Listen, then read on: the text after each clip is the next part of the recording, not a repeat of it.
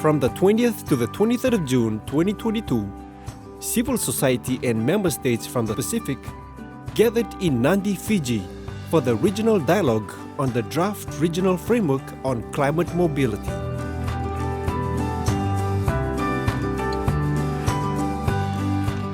I really believe that as small countries we need to come together so that our stories are heard and that we are able to have a stronger position when we are advocating or putting in those submissions or applications for funding for adaptation and resilience. Coming together to agree on the way we are framing the issue of climate mobility.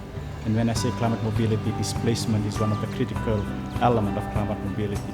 For us to move forward with the work that we do in the region, clarity on definition is critical. People are making decisions about moving every single day of their lives, and what we want to see is both the material help on the ground, but also that the systems start to move in different ways. And part of it is all of these organizations coming together and saying we will deal with it in a more considered way, and we'll make good decisions about both the disruptive qualities of moving, but also in planned relocations.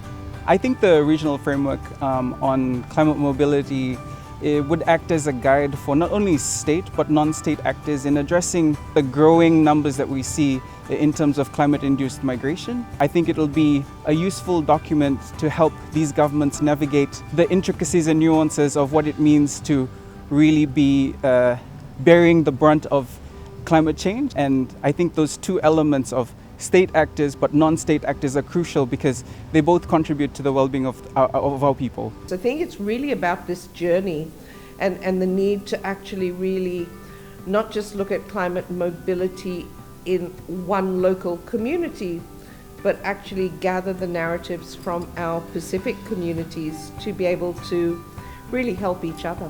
Climate change is such a huge agenda, but the impact of climate change is experienced on the bodies of Pacific Island people, in our homes, in our communities. And so we need to have that level of accountability to our Pacific community voice in the implementation of any frameworks. That's really important. One of the key components of this project is climate adaptation and mobility strategy. And as a labor standard setting organization, it's really important for our ILO to make sure that decent work, international labor standards, and the social dialogue are key components of this process. So these are some of the key issues that motivated ILO to work along with other partners within this program. Climate change impacts on the human rights to life, livelihoods, education, shelter, housing, food, water, you name it. And it also certainly has a great impact on issues relating to human mobility. And that's the purpose of this program, which is why we have joined it, to make sure that there is a change in the perception, in awareness, and also in action on climate change and climate change-induced mobility. For us, I guess it's just the dissemination.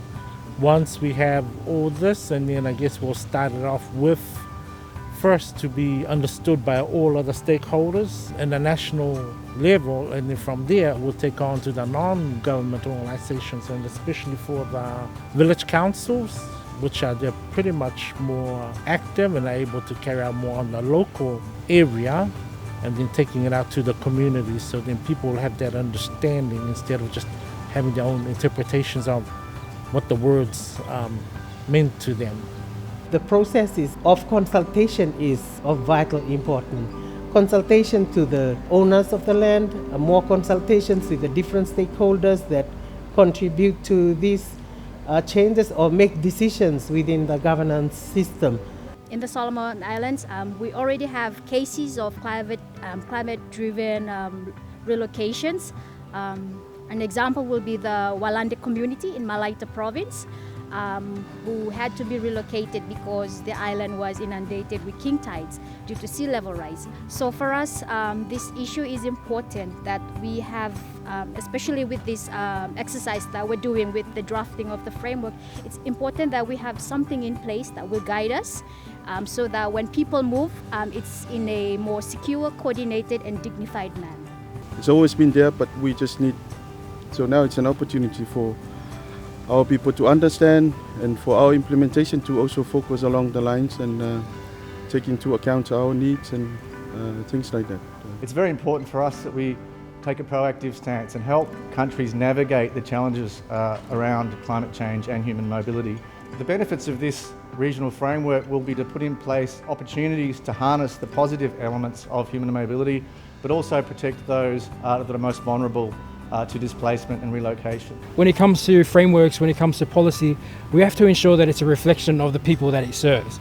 And so in these spaces, what we are trying to do is ensure that the voices of our people are there, they're present in these conversations, and they're present in the representation that we have globally on these discussions. And I guess that always comes down to this idea around sovereignty and ensuring that we have say over what happens to our bodies and to our futures. And these frameworks are an important part of that.